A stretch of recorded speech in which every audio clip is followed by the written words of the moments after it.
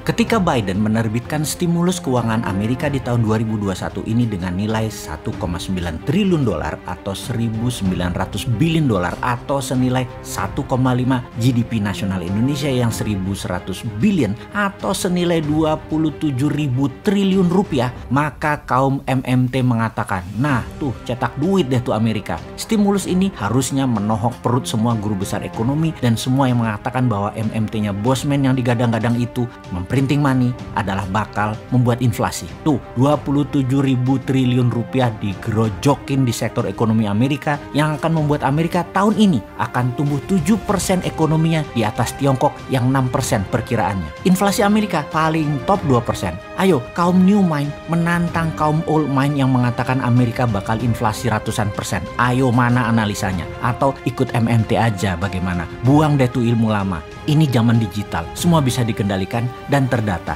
Kita harusnya mulai dari sana, digitalisasi ekonomi. Kembali ke growth Amerika 7% tahun ini. Ingat 7% dari GDP per kapita Amerika yang 56.000 dolar itu loh ya, bukan 7% dari GDP per kapita negara seperti Indonesia yang hanya 4.100 dolar. Bayangkan tumbuh 7% dari 56.000 dolar adalah 3.900-an dolar naiknya, sama dengan GDP per kapita Indonesia naiknya. Kalau Indonesia naiknya segitu, hampir 100%, itu baru bernegara namanya. Tahun lalu Indonesia itu minus 2%, tahun 2021 ini diperkirakan naik 4% plus. Namun saya mungkin memprediksi 3%-an kayaknya realistiknya.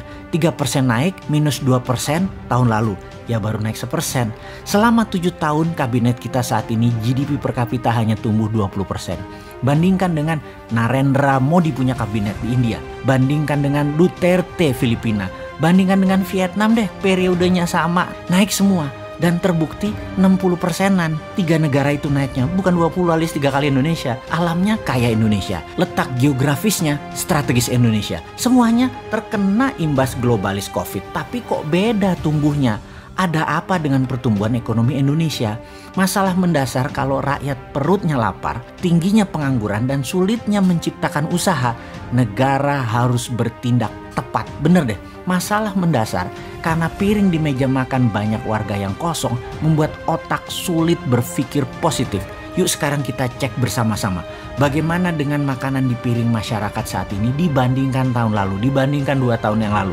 Lebih banyak isinya mana? Lebih banyak yang instan-instan atau bon hutangan di warteg sebelah udah lunas atau nambah besar? Itu aja kita cek. Tantangan ini harus kita selesaikan dengan pemahaman dan strategi baru, atau tepatnya beda mindsetnya. Caranya bagaimana? Yang paling sederhana adalah ya sudah, pakai yang old mind dulu juga nggak apa-apa, tapi ada syaratnya. Syaratnya mereka harus satu tim. Lebih baik lagi tentunya satu tim itu adalah mindsetnya new mind, pendukung MMT. Saat ini kita semua setuju untuk menyelesaikan berbagai masalah di tanah air. Strateginya adalah vergader, verbod, seperti yang telah kita sampaikan dalam video sebelum ini. Tujuannya sentralisasi kekuatan dan gebuk yang tidak kooperatif. Sentralisasi kekuatan dan menjadi otoritarian bagi saya tidak jelek-jelek amat. Erdogan juga begitu, Xi Jinping juga begitu, Lee Kuan Yew juga begitu. Saya setuju. Oke, namun perlu diingat, apapun bentuk cara kelola negaranya, maka harus didukung dengan putra-putri terbaik yang menjalankan tugasnya.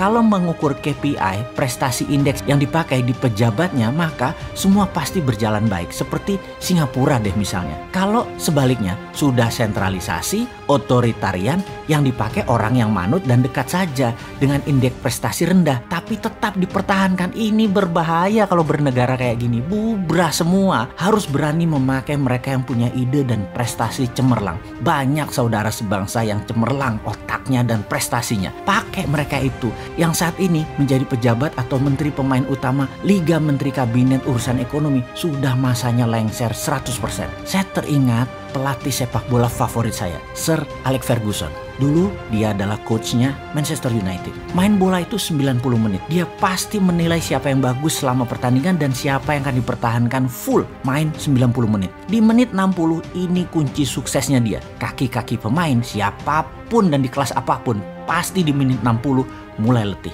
Disinilah Alex Ferguson selalu mengganti pemain. Bisa 2 orang, bisa 3 orang.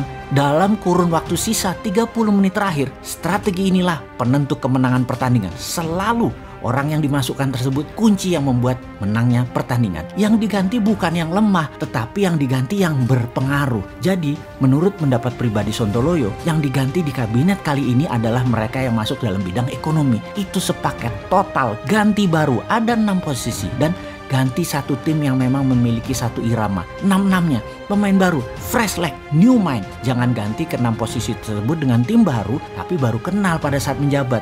Kalau begitu chemistry-nya lama terbentuk. Ada kok mereka itu sudah siap di pinggir lapangan sepaket 6-6-nya. Lalu bagaimana kalau 6 orang pejabat itu yang mantan ya, nanti pas diganti kan mereka jadi mantan, adalah orang yang paling banyak memberi sumbangan pada posisi kemenangan jabatan kemarin. Mereka nantinya bisa ngamuk. Gampang, selama permennya ada, bagiannya ada, peluangnya ada, diberikan tetap kepada mereka sama seperti ketika mereka menjabat jabatan politik tersebut. Mereka akan tetap senang kok. Ingat loh ya, pejabat yang diganti itu mereka bukan kalah atau salah. Mereka digantikan juga bukan digantikan oleh orang yang lebih baik dari mereka. Mereka digantikan oleh orang yang lebih cocok dalam keadaan situasi saat ini. Bukan lebih baik, sekali lagi maaf ya, lebih cocok. Mereka berenam itu lebih cocok memang untuk membangun kemenangan. Itu memang talenta mereka. Letakkan di sana lagi, namun permennya yang sama ketika jabatan politik mereka punya. Happy deh semua pihak termasuk rakyat. Karena ekonominya tumbuh beneran 7% dalam 3 tahun ke depan ini per tahunnya. Gitu aja kok repot sih.